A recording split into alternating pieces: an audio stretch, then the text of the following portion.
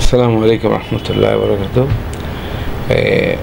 সম্মানিত এলাকাবাসী, চট্টলাবাসী, 10 আসনের নির্বাচনের আগেও আমি করেছি।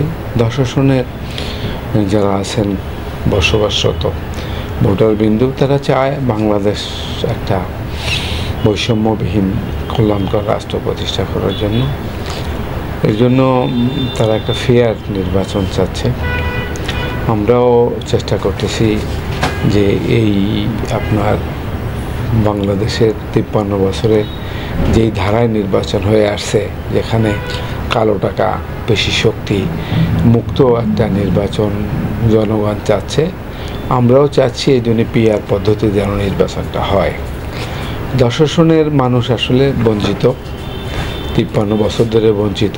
আপনারা সবাই জানেন 53 বছরে দেশে যারাই ক্ষমতায় আসছে তারাই দেশ শাসনের পরিবর্তে শোষণ করছে। হাত পাথায় কোনো দুর্নীতি নাই, হাত পায়ে কোনো দুঃশাসন নাই, হাত পায়ে চাঁদাবাজি নাই, হাত পায়ে কোনো খুন নাই, জুলুম নাই।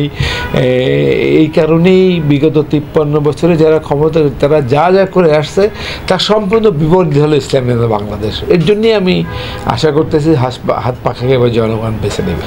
আগামী 10 আসনের যারা আছেন ভোটার বিন্দুকে আমি বলবো, বিগত 53 বছরে খুন, গুম, চাঁদাবাজ, অর্থ পাচারকারী, আয়না ঘরের প্রবর্তনকারী, এমনকি ক্ষমতা থাকার জন্য দেশের স্বার্থ যারা বিকিয়ে দিছে, তাদেরকে আপনারা না বলুন।